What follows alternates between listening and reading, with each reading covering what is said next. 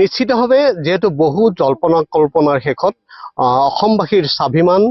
Guwahati high court উত্তৰ গুৱাহাটীলৈ স্থানান্তৰ কৰাৰ যি সিদ্ধান্ত এই সিদ্ধান্ত ইতিমধ্যে চূড়ান্ত হৈছে আৰু উত্তৰ গুৱাহাটী ৰংমহলত ইয়াৰ যেহেতু আধাৰশিলা অহা 11 জানুৱাৰীত স্থাপন কৰা হ'ব আৰু দেশৰ উচ্চতম ন্যায়ালয়ৰ যেটো চিফ জাষ্টিস ইয়ালৈ আহিব আৰু তাৰ কাৰণে উত্তৰ গুৱাহাটীবাসী ইতিমধ্যে উৎফুল্লিত হৈ আছে আৰু যেটো 11 তাৰিখৰ এক সুন্দৰ অনুষ্ঠান ইয়াত উত্তৰ গুৱাহাটী ৰংমহলত অনুষ্ঠিত হ'ব আৰু মই যি ঠাইত উপস্থিত আছো ক'বলৈ গ'লে ইয়াতে আচলতে এই গুৱাহাটী হাইকোৰ্টখন ইয়াত নিৰ্মাণ কৰা হ'ব কেমেৰাপাৰ্চন গোপাল ঠাকুৰে দেখুৱাইছে যেহেতু 11 তাৰিখৰ যি সুন্দৰ অনুষ্ঠান ইয়াত কৰা হ'ব আৰু ইয়াৰ কাৰণে এটা সুন্দৰ প্ৰেক্ষাগৃহ ইতিমধ্যে নিৰ্মাণ কৰি থকা হৈছে আৰু 11 তাৰিখৰ যি অনুষ্ঠান 11 তাৰিখৰ অনুষ্ঠানত দেশৰ উচ্চতম ন্যায়ালয়ৰ যিজন চিফ জাষ্টিস সূৰ্যকান্ত ইয়ালৈ আহিব ৰাজ্যৰ মুখ্যমন্ত্ৰী ডক্টৰ হিমন্ত বিশ্ব শৰ্মা উপস্থিত থাকিব এটা সুন্দৰ অনুষ্ঠান আৰু উত্তৰ গুৱাহাটী ৰাজহ চক্ৰৰ অন্তৰ্গত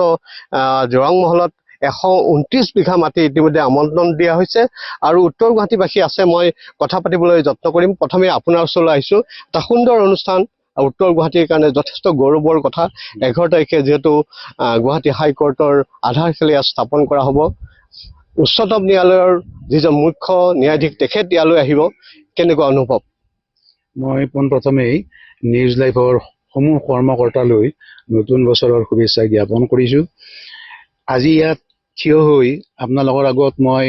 যথেষ্ট গৌৰৱান্বিত যে উত্তৰ গুৱাহাটীৰ নিকটৱৰ্তী ৰংমহল এখন আমাৰ ঐতিহ্যমণ্ডিত এখন ঠাই এই ৰংমহলতে আমাৰ বলিষ্ঠ মুখ্যমন্ত্ৰী মহোদয়ে যি এটা পদক্ষেপ লৈ এই অনুষ্ঠানটো গঢ়াৰ ক্ষেত্ৰত যি এটা কাৰ্যকৰী পন্থা ল'লে তাৰ বাবে মই তেখেতক আন্তৰিক ধন্যবাদ জনাইছোঁ এই অনুষ্ঠানটিৰ 11 জানুৱাৰী তাৰিখে ভূমি পূজনৰ জৰিয়তে আৰম্ভ হ'ব আৰু এই ক্ষেত্ৰত আমি জানিবলৈ পাই সুখী হৈছোঁ যে আমাৰ উচ্চতম ন্যায়ালয়ৰ মুখ্য ন্যায়াধীশ তেখেতে আহি এই ভূমি পূজনৰ কাম আৰম্ভ কৰিব আৰু এই ভূমি পূজনৰ জৰিয়তে এই অনুষ্ঠানটো এটা নতুন গতি ল'ব বুলি আশা কৰিছোঁ নিশ্চয় 11 তাৰিখে আচলতে এই অনুষ্ঠানটোৱে নতুন গতি লাভ কৰিব বহু জল্পনা কল্পনাৰ শেষত সম্ভৱ হ'ল যে ৰংমহলতেই আচলতে গুৱাহাটী হাইকোৰ্ট হ'ব কি ক'ব ৰংমহলত আমাৰ গুৱাহাটী উচ্চ ন্যায়ালয় আমাৰ ৰংমহললৈ যিটো স্থানান্তৰিত প্ৰক্ৰিয়া যিটো আমাৰ অসম চৰকাৰে ল'লে তাৰ কাৰণে আমি মাননীয় মুখ্যমন্ত্ৰী ডক্টৰ হিমন্ত বিশ্ব শৰ্মাৰ ওচৰত চিৰকৃতজ্ঞ তেখেতক আমি সমূহ উত্তৰ গুৱাহাটীবাসী ৰাইজৰ ফালৰ পৰা আমি ধন্যবাদ জ্ঞাপন কৰিছোঁ নিশ্চিতভাৱে ধন্যবাদ জ্ঞাপন কৰিছে মুখ্যমন্ত্ৰীক কি ক'ব মন কেনেকুৱা লাগিছে খুবেই ভাল লাগিছে জুডিচিয়েল টাউনশ্বিপ ৰংমহল নামেৰে নামাঙ্কিত কৰা হৈছে হয়তো আগন্তুক দিনলৈ এই নামটোৰে এই গোটেই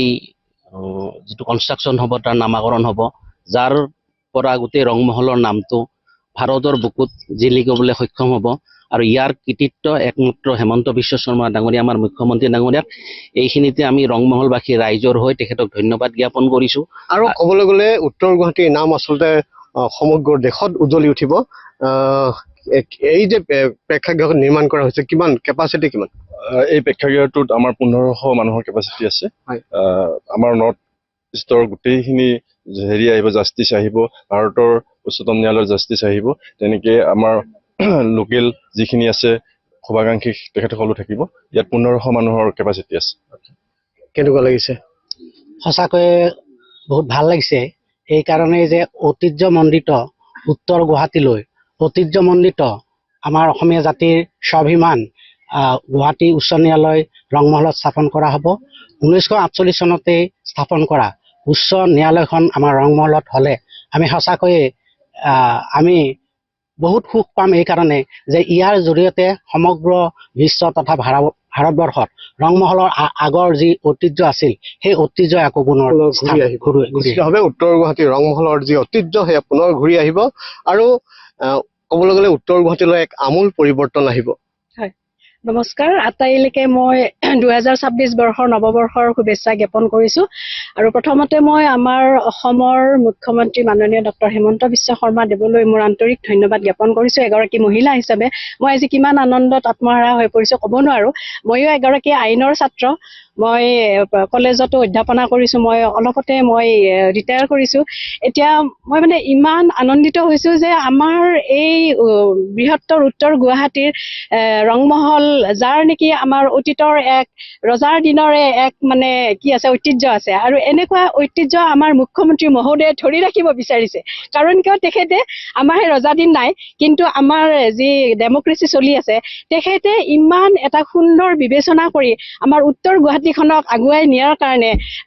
বিভিন্ন ধৰণৰ পথৰ জৰিয়তে, ৰিং ৰোডৰ পৰা আমাৰ দলঙৰ জৰিয়তে এই বৃহত্তৰ উত্তৰ গুৱাহাটীৰ কেন্দ্ৰবিন্দু ৰংমহলক ইমান এটা উচ্চ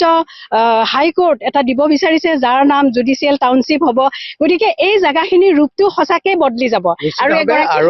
আৰু সেইকাৰণে উত্তৰ গুৱাহাটীৰ প্ৰতিজন লোকে আচলতে অহা 11 জানুৱাৰীৰ কাৰণে এনেটা